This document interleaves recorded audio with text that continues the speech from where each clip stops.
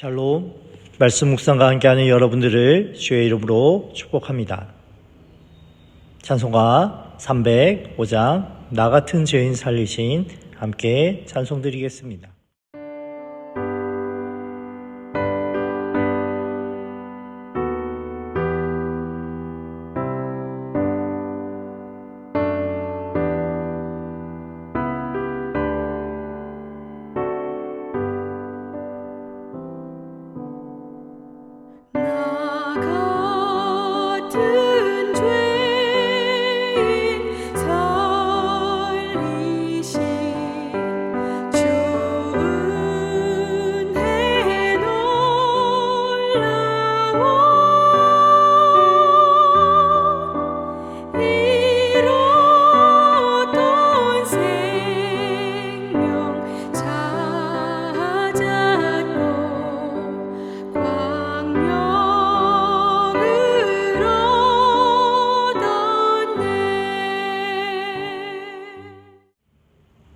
오늘 함께 나눌 말씀은 에스겔 16장 60절 말씀입니다.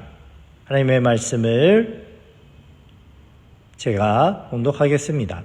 그러나 내가 너의 어렸을 때에 너와 세운 언약을 기억하고 너와 영원한 언약을 세우리라. 아멘. 저는 오늘 본문의 말씀을 가지고 그러나 영원한 언약이라는 제목으로 함께 말씀 나누기 원합니다.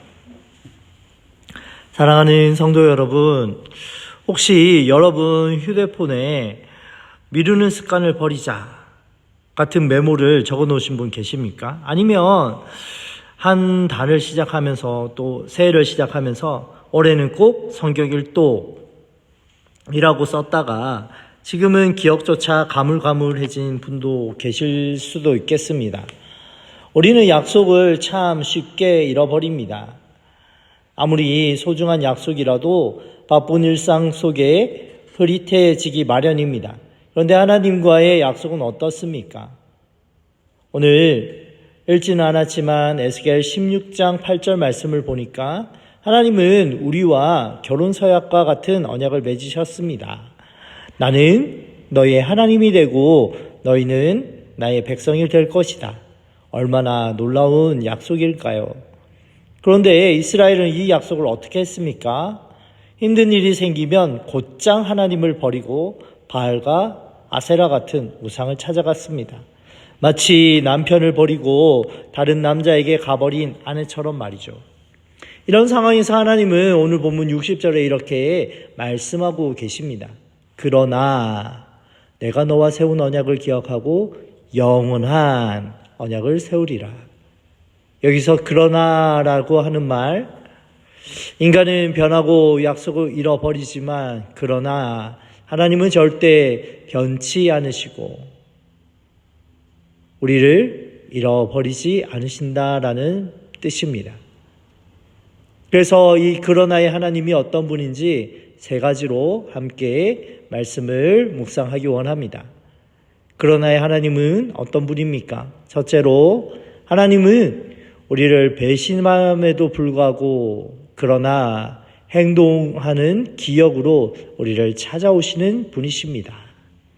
이스라엘 백성이 하나님을 배신하고 우상을 숭배했을 때 하나님은 그들을 그대로 두지 않으셨습니다. 오히려 내가 너와 세운 언약을 기억하겠다라고 말씀하십니다. 여기서 기억한다라고 하는 것은 단순히 옛날에 그런 일이 있었지라고 머릿속으로 떠오르는 것이 아닙니다. 히브리어로 기억하다, 자카르라는 단어는 반드시 행동으로 이어지는 기억입니다.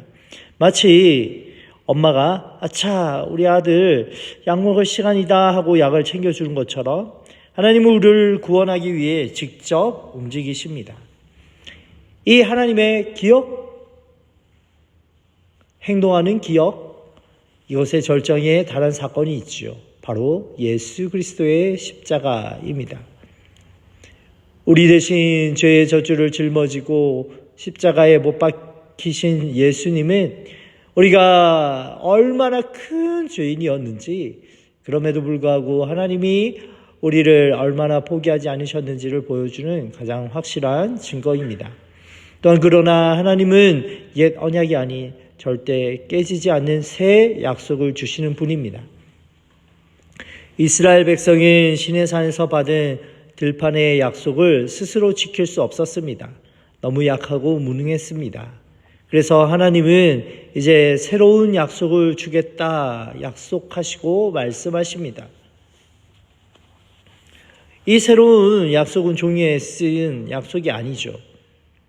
하나님께서 우리 마음에 직접 새겨주시는 약속입니다. 그리고 이 약속은 예수님께서 십자가에 흘리신 피로 세워졌습니다. 그래서 예수님은 제자들과 마지막 식사를 하면서 이 잔은 내 피로 세운 새로운 언약이다. 약속이다. 말씀하셨습니다. 이 약속은 이스라엘 백성이 실패했던 것 같이 깨어지지 않습니다. 세상이 흔들리고 나의 믿음이 흔들려도 이 약속은 절대 변하지 않습니다. 왜냐하면 이 약속은 시간이나 우리의 능력에 달려있지 않고 영원하신 예수 그리스도 우리 주님께서 보증하셨기 때문입니다. 나의 구원이 나의 노력이나 나의 선행이나 나의 어떠함이 아니라 예수 그리스도의 피에 예수 그리스도의 공로에 달려있다는 사실을 꼭 기억하시기 바랍니다. 또한 그러나의 하나님은 어떤 분이십니까? 이 그러나의 하나님은 약속받은 우리를 십자가만 자랑하는 겸손한 사람으로 만드시는 분이십니다. 하나님께서 우리를 다시 언약의 관계로 불러주시는 이유는 우리가 이제 죄에서 벗어나 편하게 살라라는 것이 전부가 아니죠. 에스겔 16장 63절을 보면 그 목적이 이렇게 기록됩니다. 내가 내 행위를 기억하고 부끄럽게 하게 하려 함이라. 이것은 우리가 부끄러운 가운데에 우리가 잘못한 것을 주님께서 비난하시는 것이 아닙니다. 오히려 큰 은혜를 받은 사람이 자기의 과거의 죄를 겸손히 기억하고 그 은혜를 감사하며 다시 죄로 돌아가지 않게 하기 위함입니다. 베드로를 생각해 보세요. 그는 예수님을 3번이나 모른다고 부인했습니다.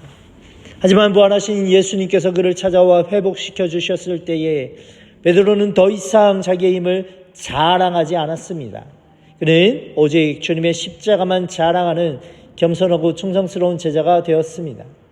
진정한 은혜 받은 사람은 내가 이만큼 변했다라고 자랑하지 않았습니다.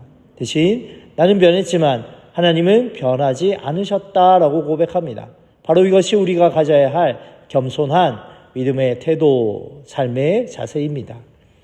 사랑하는 성도 여러분, 우리의 삶에는 늘 실패와 죄가 있습니다. 그러나 감사하게도 우리에게는 그러나의 하나님이 계십니다. 우리는 약속을 잃어버렸습니다. 그러나 하나님은 우리를 잊지 않으십니다. 우리는 자주 넘어졌습니다. 그러나 하나님은 포기하지 않으십니다. 혹 지금 해결되지 않는 죄책감에 시달리고 있습니까? 혹 삶의 실패로 모든 것을 포기하고 싶습니까? 오늘 이 말씀을 다시 한번 붙드십시다. 그러나 내가 너와 세운 언약을 기억하고 영원한 언약을 세우리라.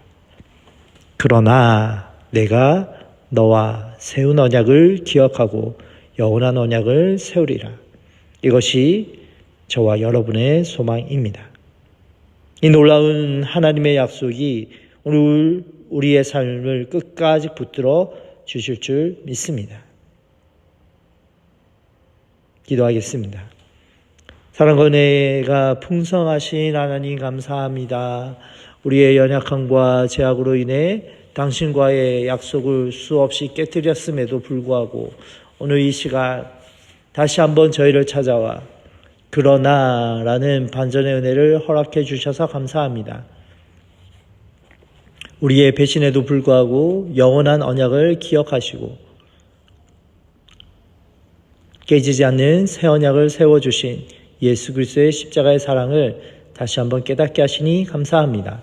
주님, 저희는 연약하여 또 언제 하나님의 약속을 잊어버리고 주님보다 세상으로 향하여 튈지 모르겠습니다.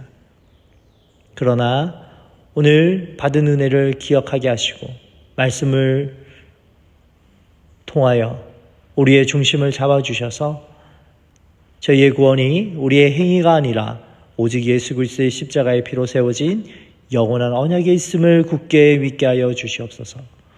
이 영원한 언약 안에 저희의 죄를 부끄러워하게 하시고 오직 십자가만 자랑하는 겸손한 삶 살게 하여 주옵소서. 우리를 끝까지 포기하지 아니하시는 신실하신 하나님, 그 변치 않는 사랑으로 우리의 남은 삶을 붙들어 주실 줄 믿고 우리의 구원자 되신 예수 그리스도의 이름으로 기도합니다. 아멘. 오늘 읽을 말씀은 에스겔 16장에서 18장 말씀입니다. 샬롬.